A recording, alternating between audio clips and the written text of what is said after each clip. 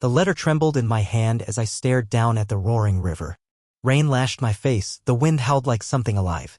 Behind me, footsteps crunched on wet gravel, slow, steady, inevitable. I didn't look back. Not yet. Because once I did, there would be no turning away from what was about to happen. But you don't know me yet. You should. My name is Daniel Whitaker, and for most of my life, I was a ghost haunting my own skin. I grew up in a town no one could find on a map without squinting, a dead-end place where dreams went to rot alongside the broken-down factories and abandoned churches. Some places smell like salt or pine, my town smelled like rust and cheap cigarettes. Every morning was the same, wake up before dawn in my freezing room above the pharmacy, lace up boots still damp from the night before, and trudge down cracked sidewalks to the warehouse. 12 hours under buzzing fluorescence, lifting boxes until my muscles screamed. Lunch break at the vending machine. Small talk I didn't mean. Laughter that didn't quite reach my eyes. Go home. Sleep. Repeat. There was a time, once, when I believed life was supposed to be more. When I stayed up late scribbling song lyrics in a battered notebook, dreaming of open highways and golden cities. A time when I thought I could be someone. But time is a slow thief. It doesn't take everything all at once, it peels you away layer by layer. First, you stop singing in the shower. Then, you stop returning calls from friends you swore you'd never lose. Finally, you wake up one day, look in the mirror, and see a stranger staring back at you. I stopped asking for anything from the world. No dreams, no risks, no heartbreaks. I thought that made me safe. Instead, it made me hollow. The worst part wasn't the loneliness, it was how normal it became. How the silence settled in my chest like old dust. I told myself I was okay. That working hard, paying rent on time, keeping my head down, that was enough. That it was better not to want anything at all than to want and be disappointed. And yet, some nights, lying on that sagging mattress with the moonlight slicing across the floor, I'd feel it, a sharp, hungry ache in my ribs. A whisper in my blood that said, this isn't all there is. I hated that whisper. I hated how it made me hope. Hope was dangerous. Hope could kill you. Better to keep my head low. Better to survive. And then, one day, the world cracked open. It was nothing dramatic, not at first. Just a late afternoon in early spring, the streets still wet from rain, the sky a bruised purple. I had no plans, no purpose beyond getting home and collapsing into another dreamless sleep. That's when I saw him. Standing there like he belonged in a different story than the one I was living, relaxed, alive, vivid in a way that made the rest of the world seem even grayer by comparison. He smiled at me. A real smile, like he could see something in me worth smiling about. And against every instinct honed by years of disappointment, I stopped. I didn't look away. Some part of me, the part one thought I had buried long ago, leaned forward, just a little. I didn't know it yet, but my life was about to catch fire. And once it started burning, there would be no putting it out. It's strange how easy it is to forget you once wanted more. You don't notice it happening. Not right away. It's like a slow, invisible tide pulling you under, and by the time you realize you're drowning, you're too tired to fight. I wasn't always this way. God, I wasn't. When I was a kid, I believed in everything. I believed in road trips that never ended, in friends who never left, in music that could stitch a broken heart back together. I believed that love was inevitable like gravity and that I was destined for something bigger than cracked sidewalks and flickering streetlights. When I was 16, I got a guitar from a pawn shop. It was beat to hell, missing a string, smelled like smoke, but it was mine. I taught myself to play in the attic of my parents' house, making songs out of the dust and dreams no one else seemed to care about. For a while, that guitar was everything. It was the ticket out. The lifeboat. I'd sit under the street lamp at the edge of town, strumming until my fingers bled, weaving the sound of hope into every ugly crack in the pavement. People laughed, of course. Told me to get my head out of the clouds. To be realistic. My father, a factory man through and through, said, music's not going to put food on your table, Danny. Work hard. Keep your mouth shut. Be grateful for what you get. I wanted to scream at him, I don't want to live just to survive. But I didn't scream. I swallowed it down like everything else. First, I stopped playing in public. Then I stopped playing at all. The guitar gathered dust in the corner of my apartment for years before I finally gave it away. A kid at the warehouse said he was learning, and I figured, why not? Maybe he'd get out before it was too late. Dreams were dangerous. They made you stupid. They made you vulnerable. I couldn't afford either anymore. Same with people. After a while, friendships faded. I told myself I didn't need anyone. People let you down. People walked away. Better to stay solitary. Better to expect nothing. That way, when the inevitable letdown came, it wouldn't hurt so bad. There was a woman once, Emma. Soft laugh. Sharp mind. A way of looking at me like she could see something I couldn't. For a while, she almost made me believe again. Almost. But when her job offer came through, a real future, a real life in a city far from here, I didn't fight for her. Didn't even ask her to stay. I just let her go. Watched her pack her things into the back seat of her dusty Corolla, kissed her on the forehead like a brother might, and waved goodbye like a man who had never expected anything else. That's who I became, the man who expected nothing. The man who believed in nothing. The man who woke up every day just to mark time until he could crawl back into sleep. So when I tell you that something inside me moved when that stranger smiled at me, when I say I felt a crack, a tremor, a flicker of something I thought was long dead, you have to understand the sheer violence of it. It scared me. It still does. Because once you admit you want more, once you let that small, terrible hope back into your bones, you're vulnerable again. You're alive again. And I wasn't sure I could survive that kind of pain a second time. I almost kept walking that day. God, I was so close to keeping my head down and letting life roll past me like I always did. But something made me pause. Maybe it was the sunlight bouncing off the wet pavement. Maybe it was the music, yes, music, drifting faintly from the open door of the corner cafe where he stood. Maybe it was the way he looked at me. Not through me. At me. Like I was seen. Like I was still worth saving. I hadn't felt that in so long it made my chest ache. Made me want to run and stay all at once. I didn't know it yet, but that man, that moment, would become the match to the dry, brittle woodpile of my life. And the fire was coming. I should have kept walking. I should have ducked my head against the wind, shoved my hands in my pockets, and disappeared down the sidewalk like I always did. But I didn't. Instead, I stood there, rooted to the spot, staring at the man who would undo everything I thought I knew about life. He was leaning against the brick wall of the cafe, a guitar slung over his shoulder like it was part of him. He wasn't flashy, old leather jacket, scuffed boots, hair wild from the rain, but something about him felt alive in a way the rest of the world didn't. He caught me looking and smiled. A real smile. Not the kind people gave out of politeness, but something genuine, like he already knew me. You look like a man who needs a song, he said, voice rough-edged but warm. I huffed a dry laugh. Not sure a song can fix this. He shrugged, easy. Doesn't have to. Sometimes it just reminds you there's still something worth fixing. Before I could answer, he swung the guitar around and started playing. No performance, no show, just a handful of quiet, raw chords that filled the damp air. The notes weren't polished. They were cracked, aching, the sound of late nights and lost chances and roads not taken. People bustled past without noticing. But to me, standing there soaked and half-broken, it felt like the whole street had gone still. When he finished, he looked up with a grin that was almost a challenge. Name's Jonah, he said, holding out his hand. I hesitated. Touching that hand felt dangerous, like stepping off the edge of something safe and known. But I shook it anyway. Daniel, I said. The moment our palms met, something shifted, subtle but undeniable. Like a locked door creaking open somewhere deep inside. You got time to sit a minute? Jonah asked. I should have said no. Every instinct screamed for me to retreat, to get back to the dull safety of my apartment. But the word that came out was yeah. He led the way into the cafe, the bell over the door chiming a low, familiar note. The place smelled like old wood, strong coffee, and a hint of cinnamon. We took a booth by the window. Jonah ordered 2 black coffees without asking, like he already knew. You play? He asked, nodding toward the guitar. I swallowed. Old pain flared up, sharp and sudden. Used to, I said. Jonah just nodded, tapping his fingers on the table like a slow heartbeat. Still do. You just forgot for a while.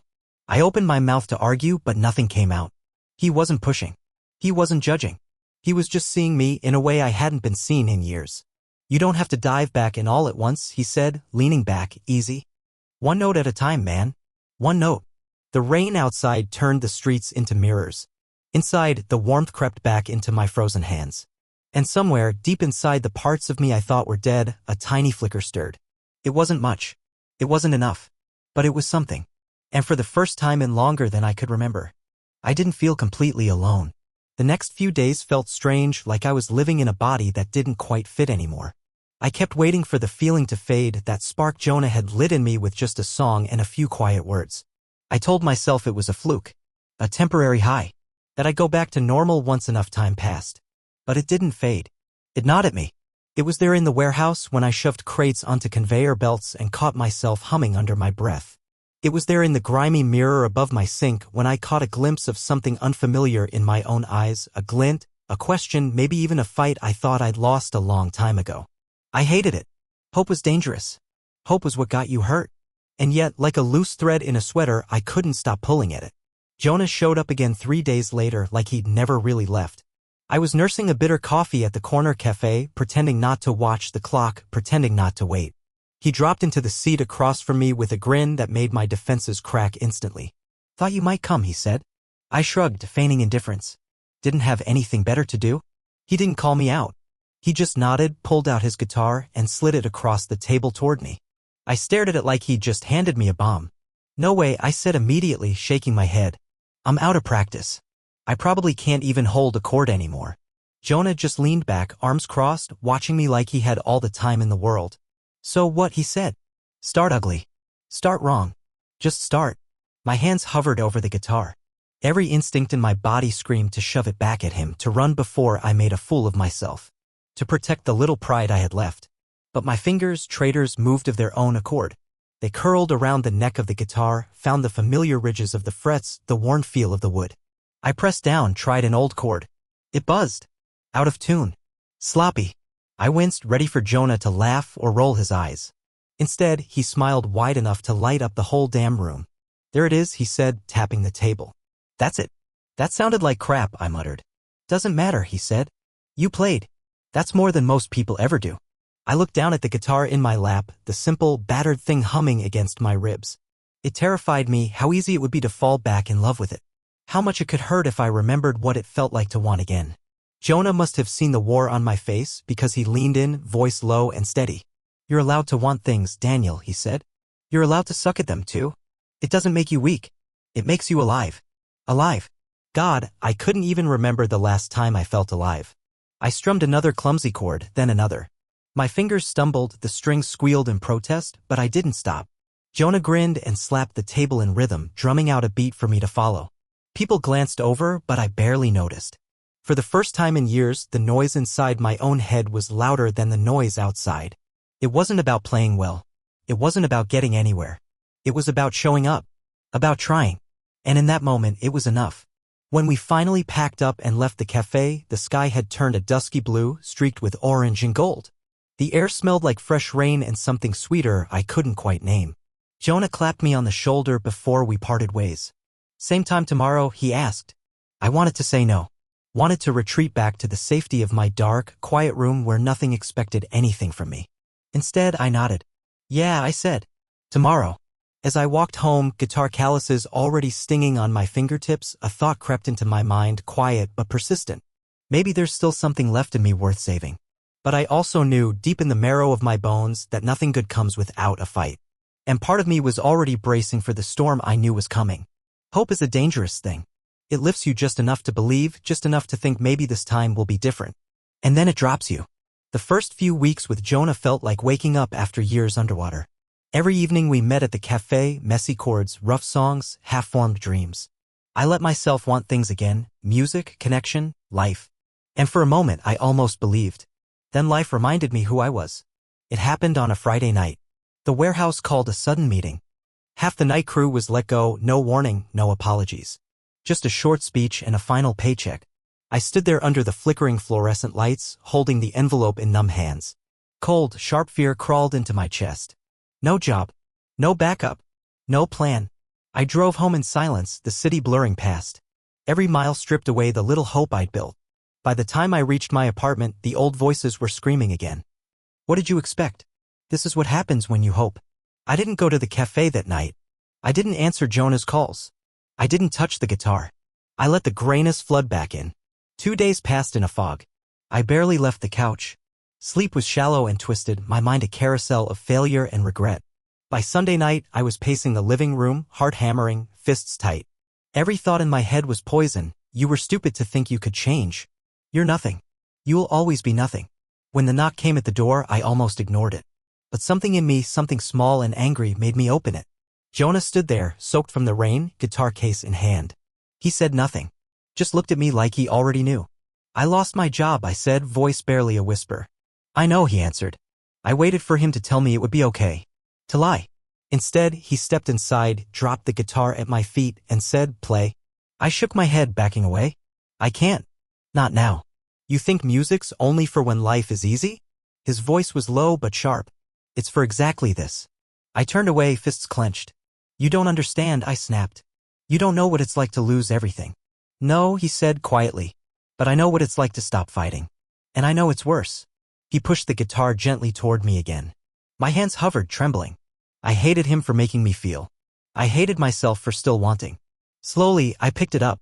The first chord squealed, ugly and broken. I almost dropped the guitar in shame. But Jonah just sat down on the floor, smiling like I'd just played a symphony. Another chord. Rougher. Sadder. The room filled with something raw and real, not music exactly, but something close. I kept playing, badly, clumsily, the strings biting my fingers. Tears blurred my vision. And for the first time in a long, long while, I felt alive. Not fixed. Not saved. Just breathing. Jonah said nothing, just listened. And in the silence I realized survival wasn't about being strong. It was about refusing to disappear. Especially when it hurt. Especially when you wanted to quit. I didn't become someone new overnight. There was no bolt of lightning, no sudden roar of triumph. Change came the way water wears down stone, slow, stubborn, impossible to stop once it begins. After that night, something in me shifted. I still woke up with fear clawing at my ribs. I still caught myself doubting, wanting to run. But there was a crack now, a thin vein of light cutting through the darkness I thought was permanent. And once you see the light, you can't unsee it. I started meeting Jonah again, even on the days when everything inside me screamed not to. Some nights we played music until the cafe owner kicked us out. Other times we just talked, about music, about life, about the times we'd both almost given up. Jonah wasn't some magical savior.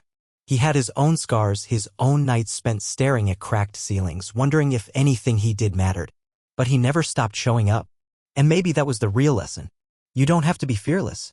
You just have to show up anyway. One evening, as we sat on the curb outside the cafe, Jonah asked, "What would you do if you weren't scared?"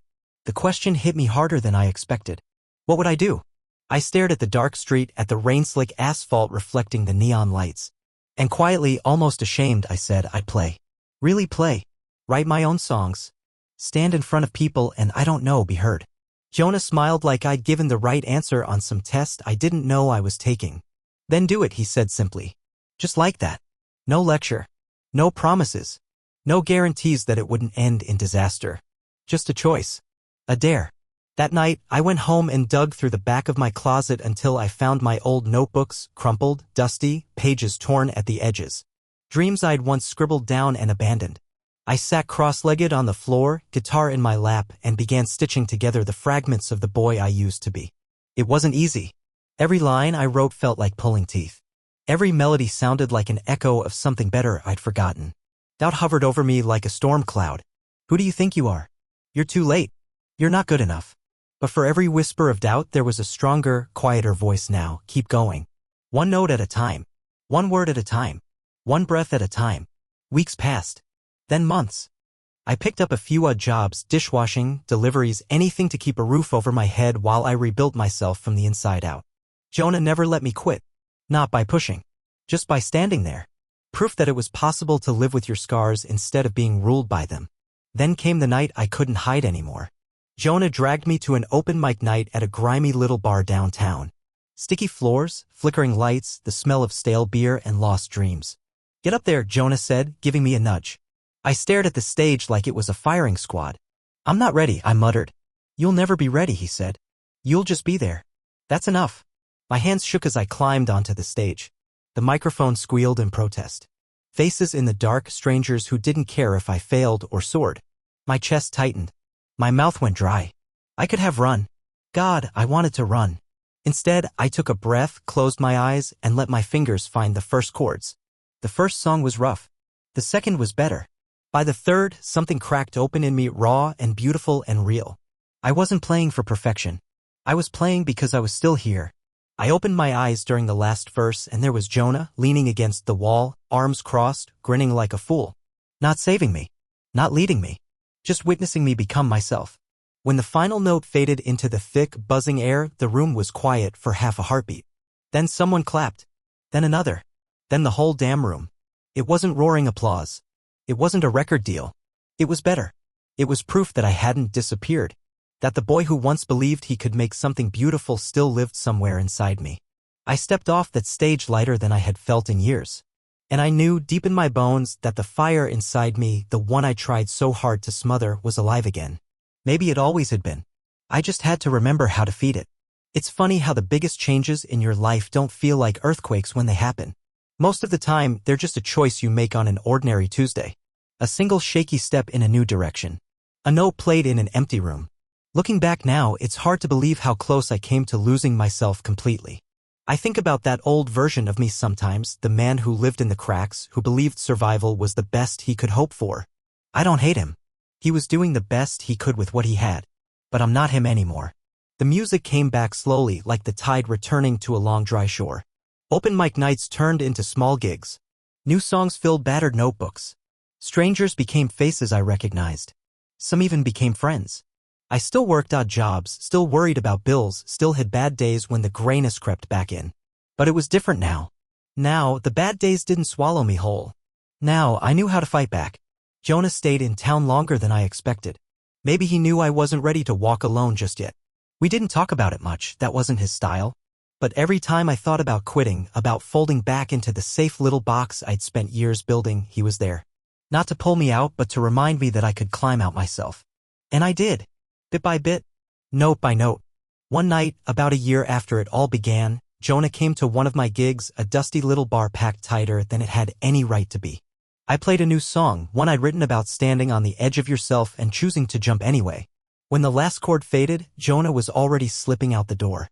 I caught him outside, under the same broken streetlight where we first met. "You're leaving, aren't you?" I said. He grinned, that slow, crooked grin. Time to move on. Places to see. Souls to shake awake. I felt something tighten in my chest, but I nodded. I understood now. "Thank you," I said. He clapped me on the shoulder. "Don't thank me. You did the hard part." And then he was gone, melting into the night like a ghost or maybe an angel. I never saw him again. But I didn't need to. He'd already given me what I needed. Permission to be more than my fear. Permission to be unfinished, imperfect, and alive. Now, years later, my life isn't a fairy tale. I still make mistakes. I still get scared. I still have nights when the old doubts creep in. But I don't live there anymore. When fear knocks, I open the door and let it sit for a while, and then I pick up my guitar and play anyway. Because the biggest lesson Jonah taught me wasn't about music. It wasn't even about hope. It was about choosing. Choosing to show up when you're tired. Choosing to sing when your voice shakes. Choosing to build something out of the wreckage, one small, stubborn brick at a time. I'm not the same man I was. I'm something better. Not perfect. Not invincible. Just real. And that's enough. If you ask me now what I believe in, I tell you this. Life is a song you write as you go. It's messy. It's raw. Sometimes it's out of tune. But if you keep playing, keep trying. Sooner or later it becomes something beautiful. And you? You become beautiful too.